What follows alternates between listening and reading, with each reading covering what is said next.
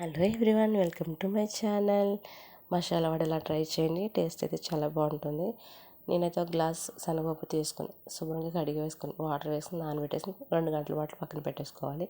2 గంటల తర్వాత వాటర్ అంతా తీసేసి మిక్సీ పట్టేసి ఆ ముద్దంతా కూడా గిన్నెలో వేసుకొని సన్నగా తరిగి పెట్టుకున్న ఉల్లిపాయ ముక్కలు, సన్నగా తరిగి పెట్టుకున్న పచ్చిమిర్చి, అల్లం ముక్కలు కూడా వేసుకొని, అలాగే కొద్దిగా కరివేపాకు, సన్నగా తరిగి పెట్టుకున్న కొత్తిమీర, 1 టేబుల్ స్పూన్ జీలకర్ర, కొద్దిగా కారం, ఉప్పు, పసుపు, అలాగే నానబెట్టి పెట్టుకున్న కొన్ని శనగపప్పు వేసుకొని మొత్తం అంతా కలిపేసుకోవాలి.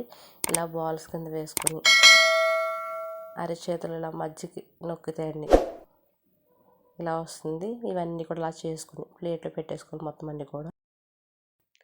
అలాగే డీప్ ఫ్రై సరిపడ్డ ఆయిల్ వేసుకొని ఒక్కొక్కటిగా వేసుకుంటూ మొత్తం అన్నీ కూడా ఫ్రై చేసుకోవాలి. ముందు ఒక సైడ్ ఫ్రై అయిన తర్వాత సెకండ్ వైపు టర్న్ చేసుకుని మొత్తం అన్నీ ఫ్రై చేసుకుని బాగా ఫ్రై అయిన తర్వాత తీసేసుకుని పక్కన పెట్టేసుకోవాలి. మిగిలినవి కూడా ఒక్కొక్కటిగా వేసుకుని సేమ్ ప్రాసెస్లో ఫ్రై చేసుకుని తీసేసుకోవాలండి. అంతే అండి, ఎంతో టేస్టీగా ఉండే మసాలా వడ రెడీ అయిపోయినట్టు. ఈ రెసిపీ కనుక నచ్చినట్లయితే లైక్ చేయండి, షేర్ చేయండి, సబ్స్క్రైబ్ చేసుకోండి. Thank you for watching.